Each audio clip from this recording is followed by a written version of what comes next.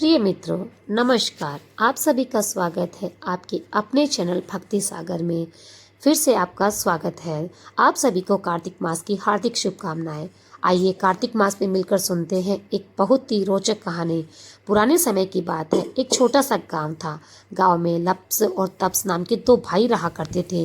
Tapas हमेशा भगवान की पूजा में लीन रहता था।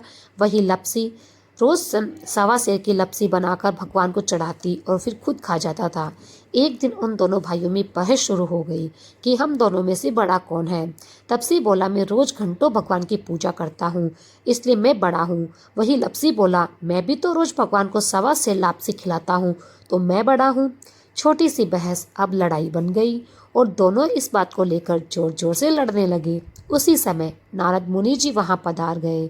वहां से गुजर रहे थे तो उन्हें देखकर, उन दोनों को इस तरह से लड़ता देखकर नारद जी ने उनसे पूछा, तुम दोनों किस बात को लेकर इतनी बहस कर रहे हो।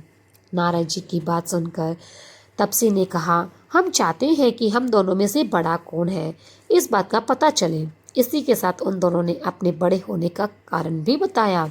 ये सुनकर नारद जी बोले, इतनी सी बात, ये तो बहुत आसानी से मैं तुमको बता सकता हूँ कि तुम दोनों में से बड़ा कौन है। ये बात सुनकर वो दोनों भाई बहुत खुश हुए और बोले, अच्छा ऐसा है तो बताइए ना, हम दोनों में बड़ा कौन है। नारद जी बोले, आज नहीं, मैं ये बात तुम्हें कल बताऊंगा। अगले दिन लपसी और तपसी नहा धोकर अपने अपने काम में लग गए। नारद जी चुपचाप उनके घर आए। नारद जी ने उन दोनों को पूजा की जगह पर एक एक 1.25 करोड़ की अंगूठी रख दी। तप्स की नज़र जब अंगूठी पर पड़ी तो उसने उस अंगूठी को अपने नीचे छुपा लिया।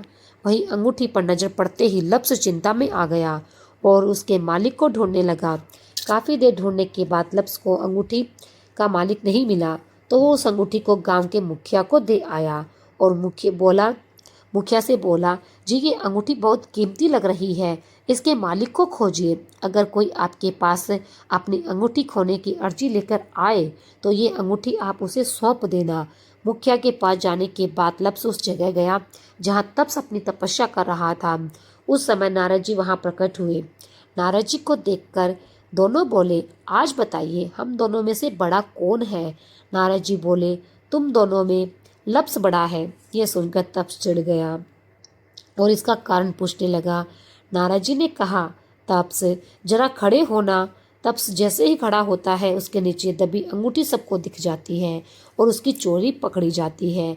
ये देखकर नारद जी कहते हैं, तुम भले ही भगवान की घंटों तक पूजा करते हो, लेकिन तुम्हारे मन में चोर है, इसलिए तुम्हें पूजा का कोई फल नहीं मिलेगा।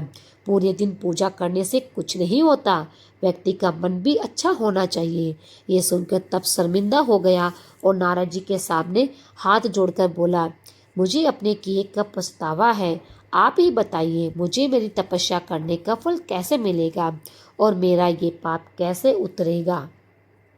तभी नारद जी बोले, कार्तिक के महीने में जब स्त्रियां कार्तिक नहाएगी, अगर वह अपना पुण्य तुम्हें दे देंगी तो तुम्हारा पाप उतर जाएगा।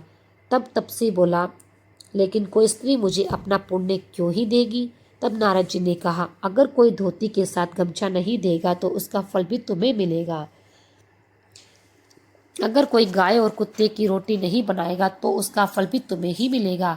इसी के साथ कोई अंगना लीप कर डेली नहीं लिपेगा तो भी उसका फल तुम्हें ही मिलेगा। कोई सीधा देकर दक्षिणा नहीं देगा तो भी उसका फल तुम्हें ही मिलेगा। कोई ब्राह्मण को जिमाकर दक्षिणा नहीं देगा तो उसका फल भी तुम्हें मिलेगा। और अगर कोई सारी कार्तिक की कहानियां सुने और तुम्हारी कहानी नहीं सुनेगा तो उसका फल भी तुम्हें ही मिलेगा। कहते हैं उसी दिन से हर व्रत कथा के बाद लपसी और तपसी की कहानी कही और सुनी जाती है। यह कहानी हमें सिखाती है कि सिर्फ भगवान की पूजा करने से कुछ नहीं होता, इंसान के कर्म और विचार भी अच्छे होने चाहिए।